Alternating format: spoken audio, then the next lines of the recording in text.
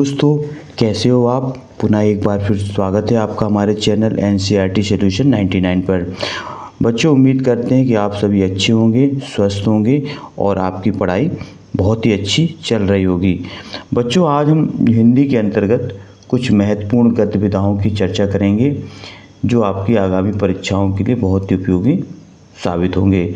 तो बच्चों, आज जो महत्वपूर्ण गतिविधियाँ जिन पर हम चर्चा करेंगे वो है कहानी और उपन्यास। तो बच्चों, स्टार्ट करते हैं कहानी का परिचय से। तो बच्चों, कहानी क्या होती है इसको पहले समझेंगे। बच्चों, कहानी को स्टोरी कहा जाता है इंग्लिश में। और बच्चों, कहानी जो है एक ऐसी रचना होती है जिसमें जीवन के किसी एक अंग को प्रदर्शित करना लेखक का उद्देश्य होता है। बच्चों, ये कहानी की परिभाषा है। ये परिभाषा दी थी बच्चों मुंशी प्रेमचंद ने।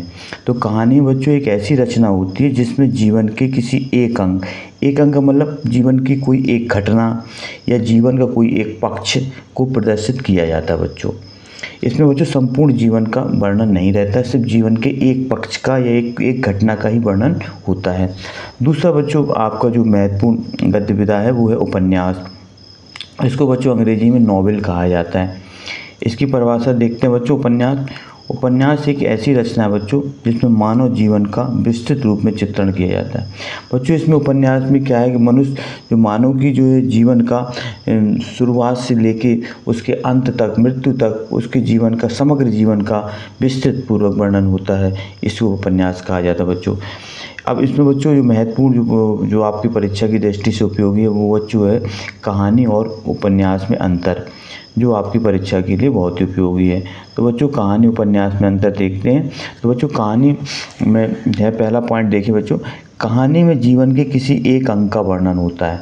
बच्चों, जो कहानी होती है वो बहुत छोटी होती है बच्चों, इसे लगभग 20 या 25 मिनट में एक बैठक में ही समाप्त कर लेते हैं। तो बच्चों, इसमें सिर्फ जीवन के एक अंग का वर्णन होता है। बच्चों, अब उपन्यास में देखते हैं। उपन्यास में मानव जीवन के अनेक अंगों का वर्णन होता है। मतलब इसमें बच्चों मानव जीवन की अनेक घटनाओं का विस्तार पूर्वक वर्णन किया जाता है। बच्चों, कहानी का आकार छोटा होता है। अर्थात बच्चों, कहानी जो है कुछ ही पृष्ठों की होती है, इसको अपन एक बार में पढ़ सकते हैं। जबकि बच्चों उपन्यास का आकार कैसा होता है, बड़ा होता है, ये विस्तृत होता है बच्चों, इसको पढ़ने में कई महीनों लग जाती हैं। इसके बाद बच्चों, कहानी में पात्रों की संख्या कम होती है। तो कहानी बच्चों पात्रों की संख्या कम होती है क्योंकि बच्चों इसमें सिर्फ जीवन के एक ही अंग का वर्णन होता है और ये बच्चों छोटा होता है, इसलिए पात्र भी क्या होते हैं, कम होते हैं। जबकि उपन्यास में पात्रों की संख्या अधिक होती है। बच्चों, उपन्यास में ये पात्र इसलिए अधिक होते हैं क्योंकि बच्चों ये उपन्यास विस्तृत होता है। जैसे बच्चों मुंशी प्रेमचंद का जो गोदान उपन्यास है उसमें बच्चों करीबन 300 से 350 पात्र हैं बच्चों। तो इसमें पात्रों की संख्या बच्चों अधिक होती है। इसका बच्चों कुछ एक उदाहरण बच्चों कहानी का लिखेंगे अपन।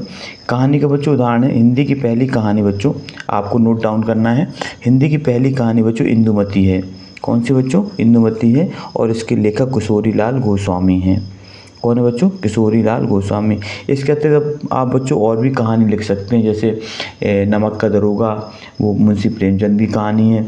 और दो बैलों की कथा, यही बच्चों मुंशी प्रेमचंद ने बच्चों 300 से अधिक कहानियाँ लिखी हैं। इन्हें मुंशी प्रेमचंद को कहानी सम्राट के नाम से जाना जाता है। बच्चों, उपन्यास का उदाहरण देखिए।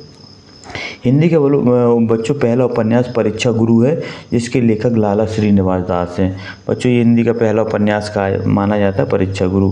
तो बच्चों, आई होप आपको बच्चों कहानी और उपन्यास में अंतर स्पष्ट हो गया होगा बच्चों।